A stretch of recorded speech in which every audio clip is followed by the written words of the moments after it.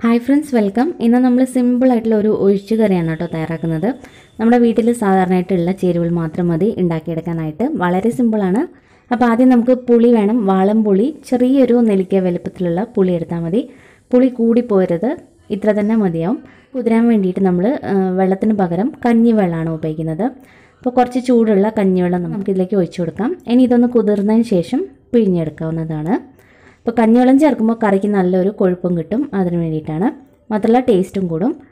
ഇനി കറി ഉണ്ടാക്കാൻ വേണ്ടിയിട്ട് ഒരു മൺചട്ടിയിലേക്ക് 1 ടേബിൾ സ്പൂൺ വെളിച്ചെണ്ണ വെച്ച് ചൂടാക്കിയതിന് ശേഷം ആവശ്യത്തിന് കടുക് ചേർക്കാം. കടുക് പൊട്ടി വന്നതിന് ശേഷം 1/4 ടീസ്പൂൺ ഉലുവ ചേർക്കാം. കൂടെ തന്നെ അതിൽ വെളുത്തുള്ളിയും കൂടി ചേർക്കുന്നുണ്ട്. വെളുത്തുള്ളി ഓപ്ഷനിലാട്ടോ, വേണമെങ്കിൽ ചേർക്കാം അല്ലെങ്കിൽ ഒഴിവാക്കാം. പിന്നെ 12 പച്ചമുളക് നടുക്കേ കീറിയതും കൂടി ചേർക്കുന്നുണ്ട്. ഈ ഒരു കറിക്ക് പച്ചമുളകിൻ്റെ എരിവ് മാത്രമേ ഉണ്ടാവുള്ളൂ, വേറെ മുളക് പൊടിയും നമ്മൾ ചേർക്കുന്നില്ല. അപ്പോൾ നിങ്ങൾക്ക് എത്രയാണോ എരിവ് വേണ്ട അതിനനുസരിച്ച് പച്ചമുളകിൻ്റെ എണ്ണം കൂട്ടാവുന്നതാണ്. ഇനി ഇതിലോട്ട് 10 ചെറിയ ഉള്ളി 2ആയിട്ട് കട്ട് ചെയ്തതാണ്, അതും കൂടി ചേർക്കാം. ഇനി ഇത് നന്നായിട്ട് തന്നെ വഴറ്റിയെടുക്കണം. ചെറുള്ളി ചേർത്താൽ നല്ല ടേസ്റ്റാണ് കറിക്ക്. ഇനിയിപ്പോൾ ഇല്ലയെന്നുണ്ടെങ്കിൽ നമുക്ക് സവാള തന്നെ ഉപയോഗിക്കാം. ഇനി ഇതിലേക്ക് 1/2 ടീസ്പൂൺ മഞ്ഞൾപ്പൊടി ചേർക്കാം. ആവശ്യത്തിന് ഉപ്പും കൂടി ചേർത്ത് വീണ്ടും ഒന്ന് വഴറ്റിയെടുക്കണം.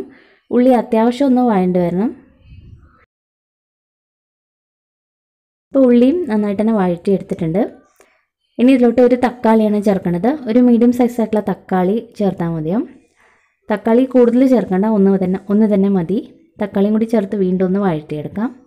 ഏകദേശം ഒരു 2-3 സെക്കൻഡ് നേരത്തേക്ക് വഴറ്റിയാൽ മതിയാവും. പിന്നെ പുളിയുള്ള നാടൻ തക്കാളിയാണ് ഉപയോഗിക്കുന്നതെങ്കിൽ കുറച്ചും കൂടി നല്ലതായിരിക്കും.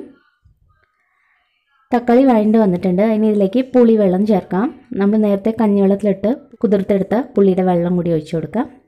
അപ്പോൾ പുളിവെള്ളം ഒഴിക്കുമ്പോൾ ആദ്യം തന്നെ ഒരുപാട് ഒഴിക്കരുത്, കുറച്ച് ഒഴിച്ചിട്ട് പിന്നീട് ടേസ്റ്റ് ചെയ്ത് നോക്കുക. വേണമെങ്കിൽ കുറച്ചും കൂടി ചേർത്താൽ മതി. ആദ്യം തന്നെ ഒരുപാട് പുളിവെള്ളം ചേർക്കരുത്.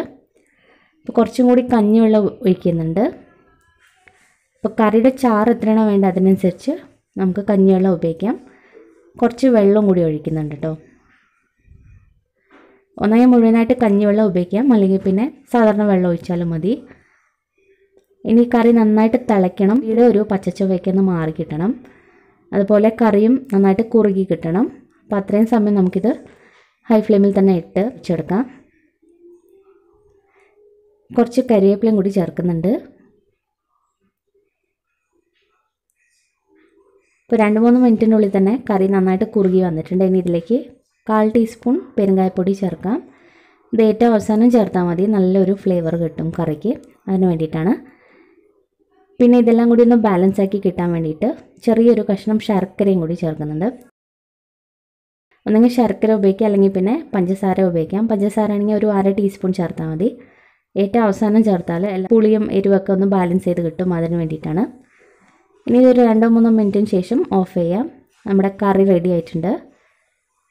ഇപ്പോൾ അത്യാവശ്യം ഇതുപോലെ കുറുകി വന്നിട്ടുണ്ട്. ഇത് തണുത്ത് കഴിയുമ്പോൾ കുറച്ചും കൂടി ഒന്ന് കുറുകും. അപ്പോൾ നിങ്ങൾക്ക് എത്ര ചാറാണോ വേണ്ടത് അതിനനുസരിച്ച് കുറുക്കിയെടുത്താൽ മതി.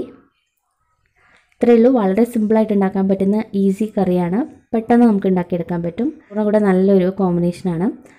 അപ്പോൾ ഉറപ്പായിട്ടും ഈ ഒരു റെസിപ്പി എന്തായാലും ഒന്ന് ട്രൈ ചെയ്ത് നോക്കണം. നിങ്ങളുടെ അഭിപ്രായങ്ങളൊക്കെ അറിയിക്കുക. വീഡിയോ ഇഷ്ടപ്പെട്ടാൽ ലൈക്ക് ചെയ്യാനും സബ്സ്ക്രൈബ് ചെയ്യാനും മറക്കരുത്. Thank you.